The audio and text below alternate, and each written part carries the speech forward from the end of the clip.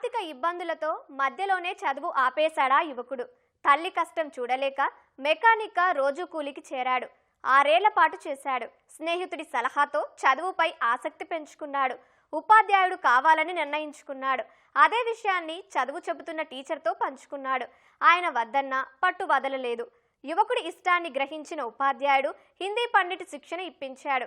డిఎస్సికి సన్నద్ధమయ్యేలా ప్రేరేపించాడు.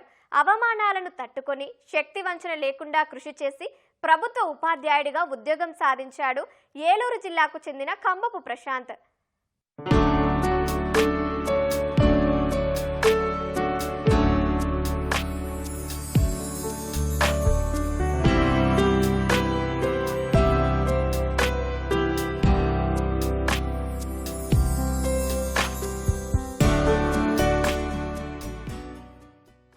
నిజమైన కళ నిద్రపోనివ్వదు.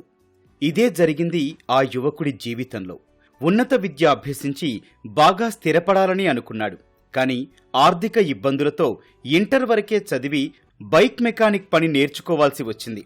ఉన్నంతలో సొంత దుకాణం పెట్టుకున్నాడు. అయినా చిన్ననాటి కళ స్థిమితంగా ఉండనీయలేదు. చివరకు ప్రభుత్వ ఉపాధ్యాయుడయ్యేలా చేసింది.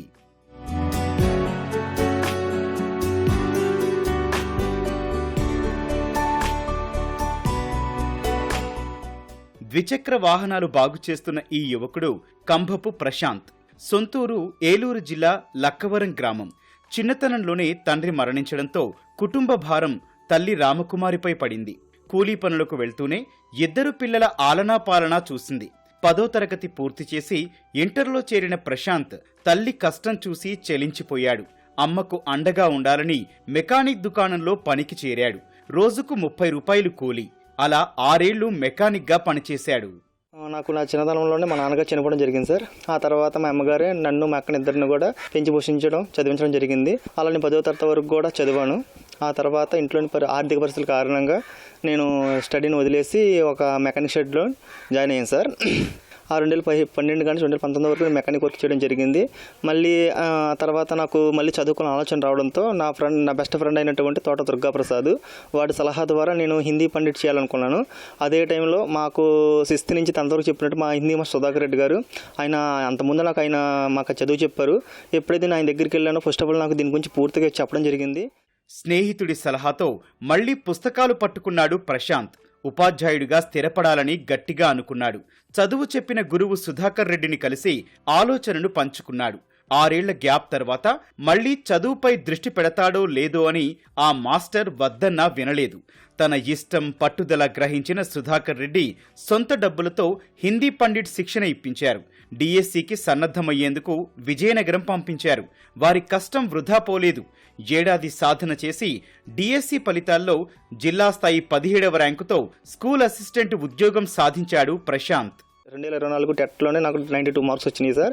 ఆ తర్వాత 2025 జూన్లో జరిగిన డిఎస్సి ఎగ్జామ్లో ఎగ్జామ్ రాయడం జరిగింది.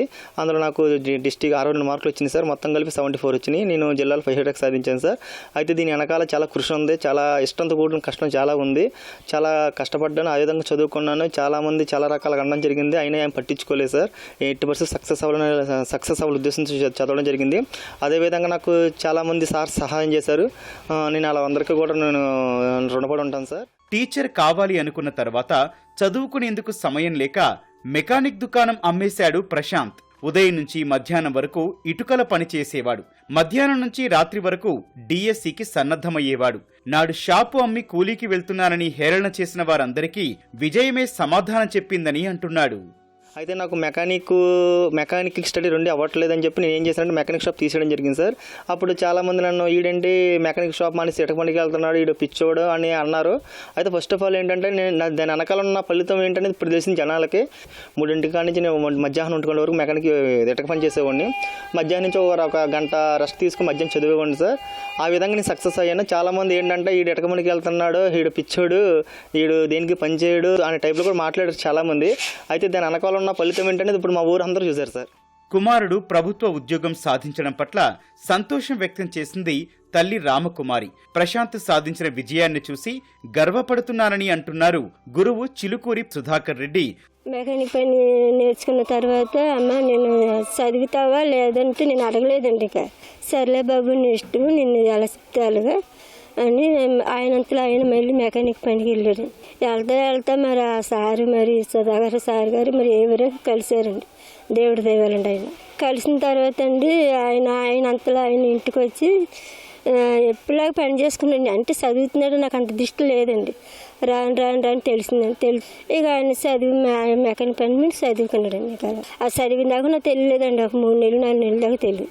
ఇంతవరకు ఆ సార్ గారు ఈయన దీన్ని బట్టి మరి ఆయన మహానుభావుడు దేవుళ్ళకి మాకు కలిశాడండి. అతని యొక్క పట్టుదల, అతని యొక్క క్రమశిక్షణ, అతని యొక్క ఏకాగ్రత చాలా చక్కగా పనిచేసినాయి. ఎందుకనంటే చదువు వదిలేసిన తర్వాత 6 సంవత్సరాల తర్వాత మళ్ళీ ఆ చదువును వంట పట్టించుకొని ఓపెన్లో అది టెట్ పాస్ అయ్యి డిఎస్సి కొట్టడం అనేది అతని యొక్క పట్టుదలకి ఎంతోమంది యువకులు అతను చూసి నేర్చుకోవచ్చు. కష్టాన్ని ఇష్టంగా మలుచుకొని లక్ష్యానికి అనుగుణంగా పనిచేస్తే విజయం తప్పక వరిస్తుందని రుజువు చేసిన ప్రశాంత్ తనలాంటి ఎంతో మందికి నాణ్యమైన విద్యను అందిస్తానని చెబుతున్నాడు.